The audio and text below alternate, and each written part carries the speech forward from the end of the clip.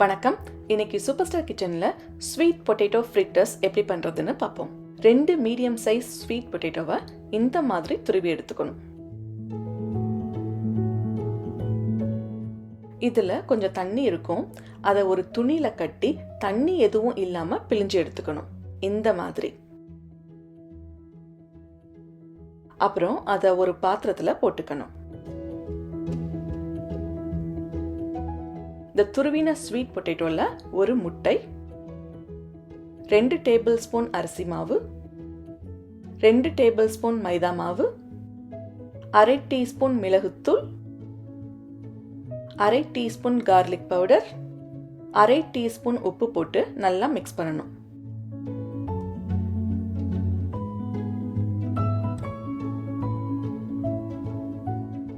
கடைசியா நான் இங்க 2 டேபிள் ஸ்பூன் அளவு சோள மாவு சேர்த்திருக்கேன். சோள மாவு சேர்த்ததுனால நல்லா கிறிஸ்பியா கிடைக்கும். உங்களுக்கு வேணும்னா இதுல சீஸ், வெங்காயம், மிளகாய் தூள் கூட சேர்த்துக்கலாம். நான் இங்க சிம்பிளா பண்றதுக்காக அது எதுவுமே சேர்க்கல. இப்போ நல்லா மிக்ஸ் பண்ணியாச்சு. இப்படி கையில பிடிச்சு பார்த்தீங்கன்னா பிடிக்க வரணும். அப்பதான் அது சரியான பதம்.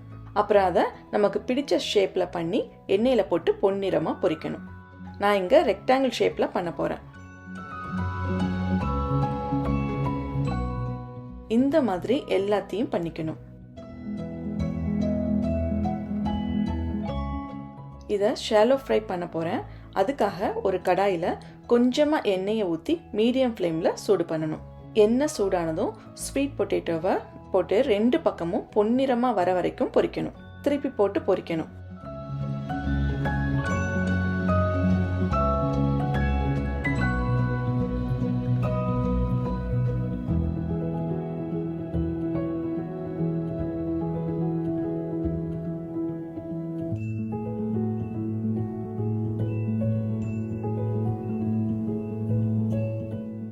இந்த மாதிரி பொன்னிறமா இருக்கணும். இப்போ சுவையான ஸ்வீட் பொட்டேட்டோ ஃப்ரிட்டர்ஸ் ரெடி ஆயிடுச்சு.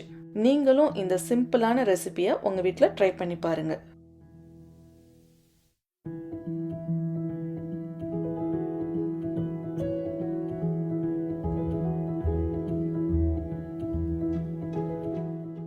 நீங்களும் இந்த ரெசிபியை உங்க வீட்டில் ட்ரை பண்ணி பாருங்க.